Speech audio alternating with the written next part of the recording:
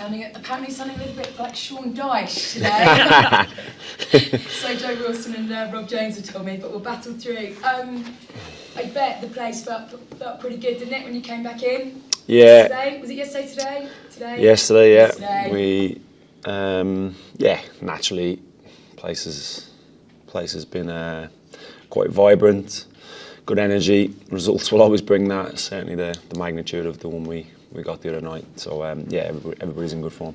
And how do you use that over the next week or so, 2 weeks, 3 weeks? You got to maintain it.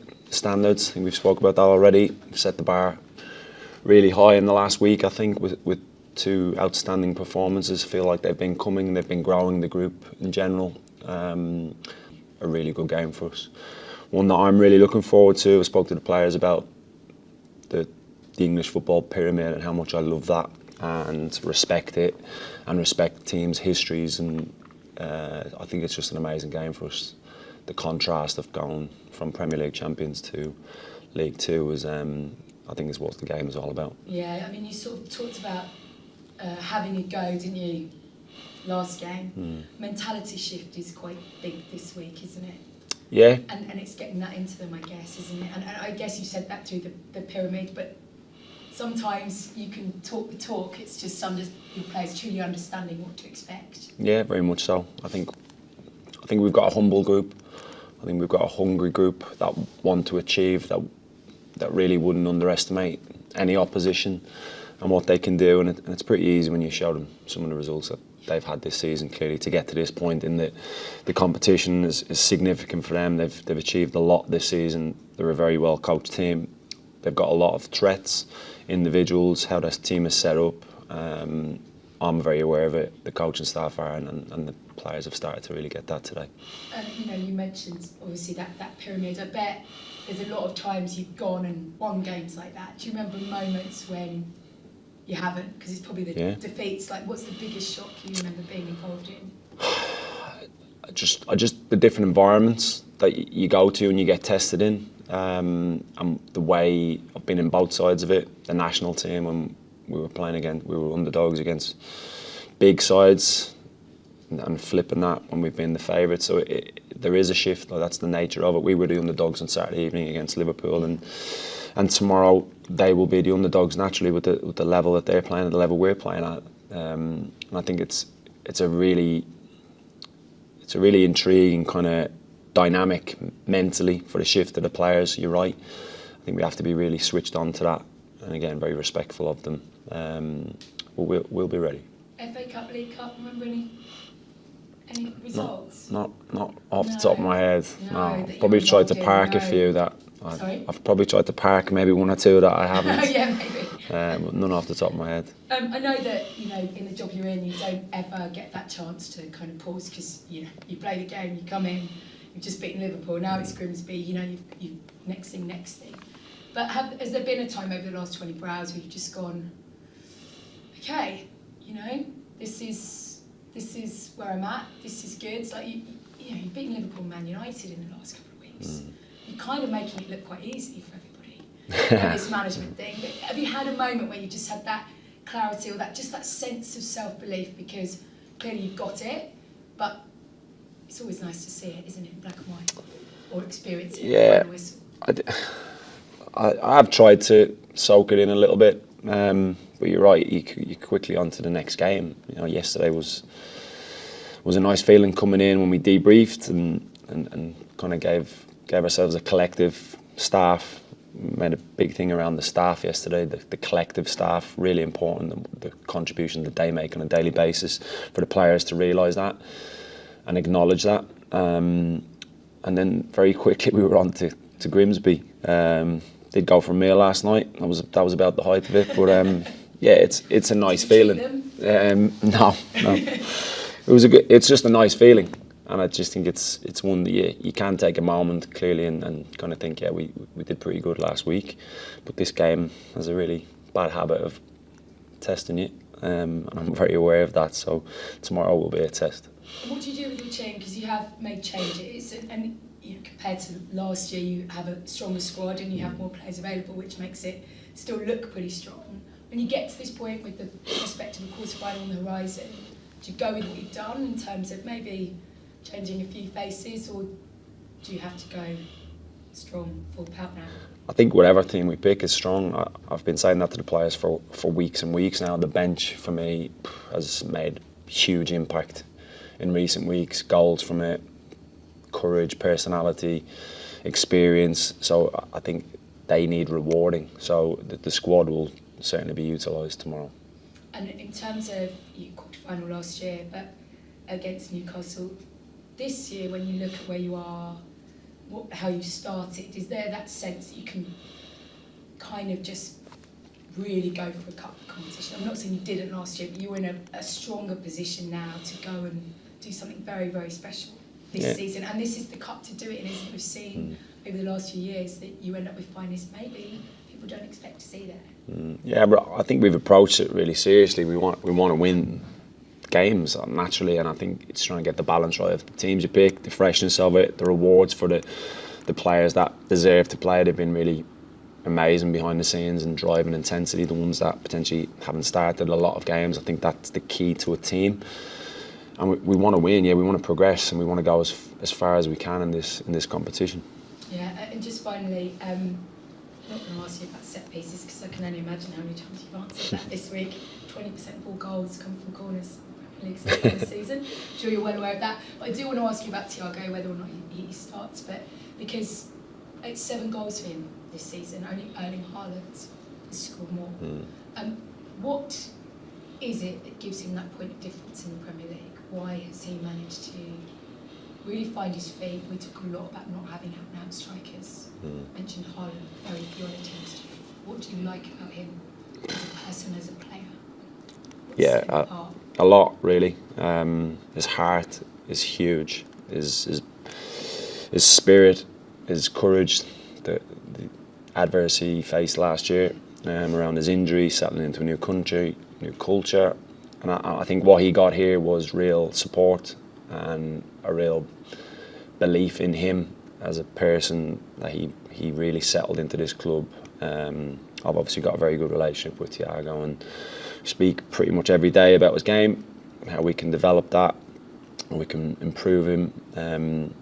He's a nightmare to play against. That's the reality of the way he plays the game. He plays it with such hunger.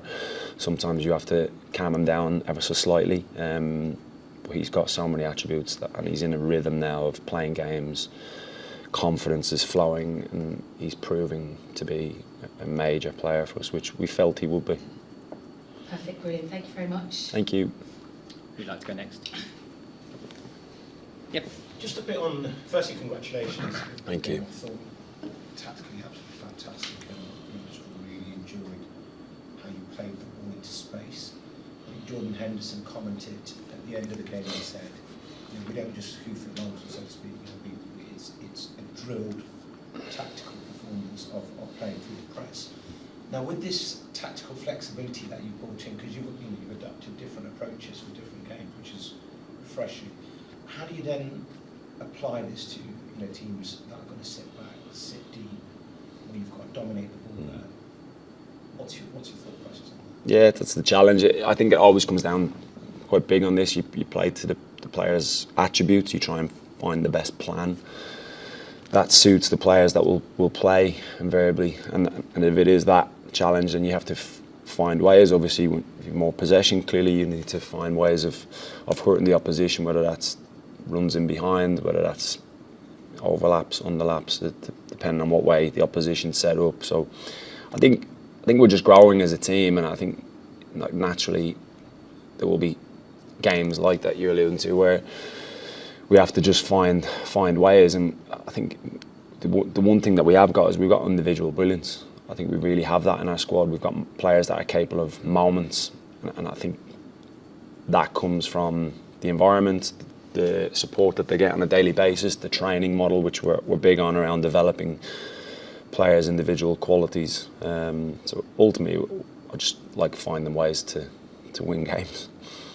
So on that point, I'd like to ask you about Lewis Potter. I thought he was absolutely excellent at Liverpool. Dynamic, confident, he's very brave in possession.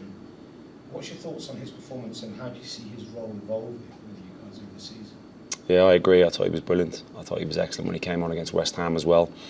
Got the assist. Keano's been very versatile, I suppose, at the club. He played a lot left back last year.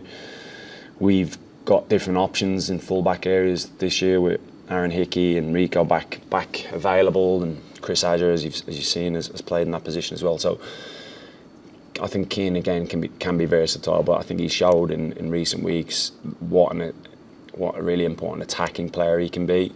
He came here as a winger, as an attack-minded player. That's where he was signed with that in mind, and I think he's really capable of producing key moments in games. And I just love his selflessness around how he plays the game, where he plays it. Sometimes a lot of times he puts the team before his own kind of priorities, I suppose. Final question on pathways to Premier League management. You're relatively new to it, but people have had to go down certain routes to become Premier League managers.